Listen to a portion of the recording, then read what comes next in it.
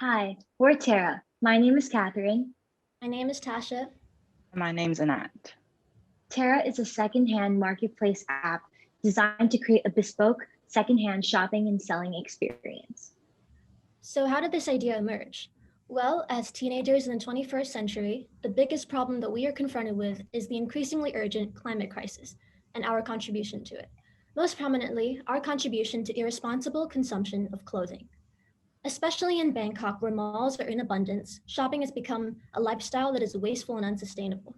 With the rise of fast fashion, everyone is encouraged to buy, and as a result, we are consuming too much. An effective solution to this is to buy secondhand, which stops clothing from going into landfills and reduces the amount of new clothes needed to be produced. The only problem is, thrifting in Bangkok is an awful experience. From our market research, we found that 15 to 30-year-old female secondhand shoppers in Bangkok find it to be difficult and time-consuming. There is little variety within the already small pool of existing thrift stores, and online shoppers have expressed difficulty in finding clothes that they want due to the inability to customize search. As for sellers, they have expressed difficulty getting exposure, finding the right consumer base for their style of clothing, and making sales in general. Additionally, in real life thrift stores, clothing is only organized by article, making it extremely difficult for shoppers to find items they like. Our goal is to make sustainable shopping accessible, convenient, and enjoyable. To do this, we have designed Terra, an app that makes buying and selling secondhand a luxurious experience. First, our simplistic and aesthetically pleasing pages are inviting to users, making the experience enjoyable. On the general search bar, styles and fashion trends will be listed in categories to choose from. Not only does this encourage users to browse, but it also ensures that there's a better chance that they'll find the piece of clothing they like. This also helps sellers to get exposure to the right consumers based on the style of clothing they sell. Consumers can also customize search to specify the size, color, material, or brand they are looking for. This feature will be especially inviting to those who currently shop on Instagram, but there are no such tools to customize search. The ability to customize saves time and increases the value of our app, as users will be more likely to find the items they are looking for. When sellers upload a piece of clothing, they will be required to fill in important details about the item, such as the size and color, which is essential for the customized searching feature. Every seller will have a notifications page so they can see any orders and inquiries about their products. Those sellers and buyers can communicate by messaging. Coding within the app will disable users from typing bank account details or phone numbers to prevent users from paying outside of the app. Apart from that, we have the Terra Shopper Card, which allows sellers to track their funds from selling their listings. Each seller will have a customizable page header on their profile page. This is one of our unique selling points because it allows for shops to establish a sense of personality and aesthetic, making their shops more inviting to customers. When buyers check out their shopping cart, they will be able to pay through debit card, credit card, or PayPal. Following the transaction, 92% of this revenue will be transferred into the seller's account, and they will be notified with the address so they can ship out the item. Our two main sources of revenue are commissions and upgrade fees. We will charge a 5% commission on all sales, which is significantly less than US competitors such as Depop and ThreadUp. This low percentage and our range of easy app payments will make the process more efficient, as well as prevent out-of-app payments. In addition to this, we will offer optional upgrades to professional accounts that come with benefits like analytics, insights to the consumer base, advertisement options, and further customization tools. Our primary market research with multiple thrift accounts on Instagram has shown that Instagram thrift shoppers and sellers have the potential to use our app due to increased convenience, unique features, and ongoing issues with their current platform. Put more simply, Terra seems like the perfect upgrade for shoppers and sellers on Instagram, which is a platform that was never made to be a marketplace, because Terra provides solutions to the problems that Instagram users face. Additionally, we believe that fast fashion shoppers have the potential to use our platform as well. After surveying over 50 fast fashion shoppers, we found that 30% prefer secondhand clothes to new clothes, 35% shop at online thrift stores, 76% own at least 1 to 5 items of secondhand clothing, and 50% shop at real life thrift stores. Our costs will remain relatively low in the first year, which is our trial period meant for testing the market. We will first design a website using a marketplace website builder, JungleWorks, which will later be converted into a mobile application, all for a fee of 62,000 baht for only the first year. This website is also beneficial since it makes Terra more accessible to everyone. Other than the 62,000 baht cost of the app and website builder, we will also have to pay 90,000 baht for legal costs. So this brings our startup cost to a total of approximately 160,000 baht. And for each transaction, there'll be a 3% processing fee for credit card companies and PayPal, which is our only variable cost. And lastly, we have a fixed cost of 500 baht yearly for the domain name Terra Thrift. Imagine a world where shopping secondhand is not only normal, but fashionable, not only enjoyable, but luxurious, and not only easy, but irresistible. This is what we will be able to achieve with Terra, an app that will revolutionize the world of sustainable shopping, fund our app, and help us create an impact in the sustainability movement. Terra for pleasure. Terra for convenience. Terra for sustainability. Thank you. Thank you. Thanks, guys. Q&A starts now. Sorry, everybody. If it's okay, I'll just start real quick. So you guys practiced this for like 120 years or something. What a great presentation. It flowed so well. You all, it was rehearsed. So somebody tell me how many times you rehearsed this. It was great. It's great. Right? And we rehearsed. I know. Sorry. Why I'm on about this before I come to the product real quick, because I won't take any time, except for this, is that if I'm sitting at a boardroom table, as we all do a lot, this was an exceptional presentation. You got us right away, yeah? You all spoke well, you knew exactly what you're talking about. Just really, really great teamwork, good slides, flowed well. It was like it was recorded, it was edited, and that was it. But I watched you guys work spontaneously, so pretty cool. Hey, it's a really great product. I mean, I know a lot of people who are doing this sort of stuff, and it's really, really great because it's recyclable, it's a very sustainable, all of that. One just real quick question, which is not a negative, but I don't know if you've actually talked about one of the important things that a shareholder at a boardroom table would want to have heard, is that how are you going to address the cleaning and the sanitizing of the products? Because that's part of your variable costs, I guess, your manufacturing costs. That's why you said the 3%.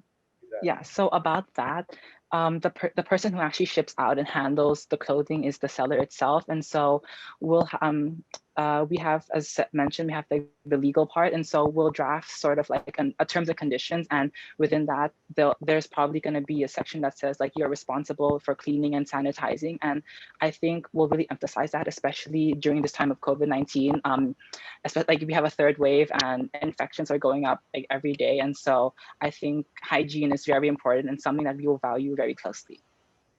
Yeah, so I guess what I would like to hear is that you're asking them to sanitize their product, their wares before you purchase them or you obtain them. And then I'd like to hear as a shareholder that you're going to re-sanitize them again before you bring it out into the marketplace.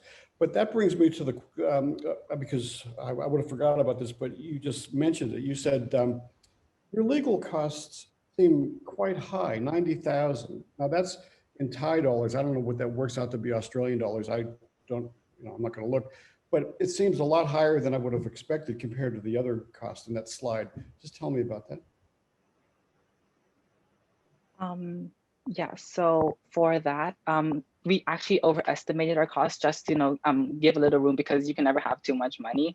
But we also we gave way for other like agreements such as non-disclosures for the coder for our website, so none of the information gets leaked, and we just want to sort of spare a chunk of money in case anything happens or in case there's extra costs that have to come up. Anyway, great product, great presentation, as I said. Thank you. Good job. Definitely good job. Also, I like it. I have actually only one question which wasn't clear from the presentation. Well, I could ask many questions because I know that business very well, but one particularly one. is, you know, you have already quite a few marketplaces in Thailand and obviously elsewhere. Why not build a store on jd.co.th or Shopee or Lazada, last mall, and promote that store on these platforms? Why you build your own? And again, I think Art was saying it well, that maybe you haven't considered all the costs well enough, but fine for today. But again, I'm really curious, why wouldn't you just build on a store on an existing marketplace? I think it was really important for us to really have a future in this aspect, and we want sustainability in fashion to be like a sustainable and permanent thing.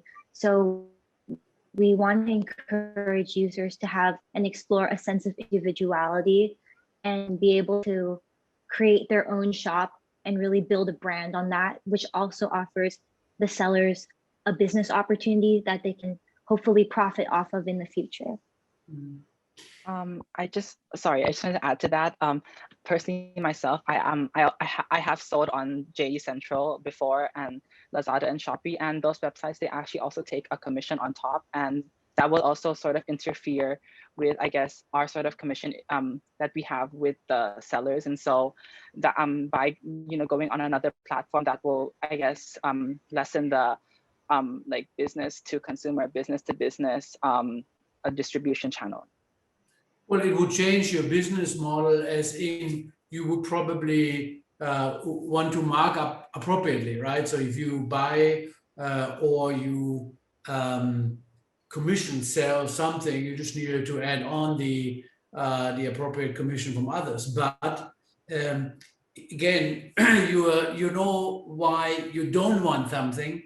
But again, if you build an app, then building the app, keeping it fresh, getting the search algorithm in Thai language, in English, in Thai is quite complicated, correct, takes time and effort. And then, the marketing and buying actually the traffic, getting people to use your app in the super noise. Well, you cannot like Instagram, you may not like last mile, but you have millions of shoppers there every day. So I'm wondering, then, okay, if you don't want that, fine. But you have not presented yet a very, let's say, exhaustive approach of how do you come out of the noise and reach your customers. You can think about it. You don't have to answer now, but it's... So about, I guess, our marketing strategy. So we intend to use platforms such as Instagram and Twitter and TikTok, where there are now options for businesses to post advertisements like via posts or stories. And I think what can also boost that is, I'm going back to COVID-19 right now, but because of the restrictions, everybody is working from home, and there has been a larger shift onto technology and social media. And so I think we can capitalize off the increased usage, and also now, because we can't actually go out and it's a bit risky and people prefer to stay home, having an app a social media platform can make that, I guess, shopping experience easier and safer, not only for us, but for the consumer and the seller as well. I understand. Thank you. Well, I just noticed from your outfits that your team have the same outfit, even you are not in the same place. That is quite nice. And for the question is, who are the most challenged or the most desirable customer that you want to attack, which will make you fulfill in doing this marketplace? I would say our biggest consumer base would be the sellers and shoppers on Instagram right now, because as someone who personally, I shop on Instagram as well, lots of these sellers have thousands of followers, and there's like a large consumer base on there that we could try to like move over onto our app. And they've already shown interest in our app because of some of the features that they're missing on Instagram, like the inability to customize search. And like the sellers definitely have difficulty on there. They would like more exposure to customers, and they have difficulty making sales in general. So we think that they'll benefit from moving to our app a lot. So could you please give me more persona on the customer? For example, maybe the actress, which is very popular, or maybe I'm not pretty sure which customer are you focusing in.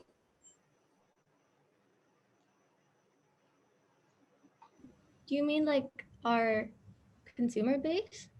Like, who do you want to attack first to be your customer? oh, well, first of all, one of us has a thrift store on Instagram, and so we've come in contact with a few sellers, because of course our app doesn't work if we don't have any people selling clothes. So if we can we've already talked to these sellers, and they're willing to like come onto our app and like start their shop there. So once we have sellers on our app, we'll be able to get buyers.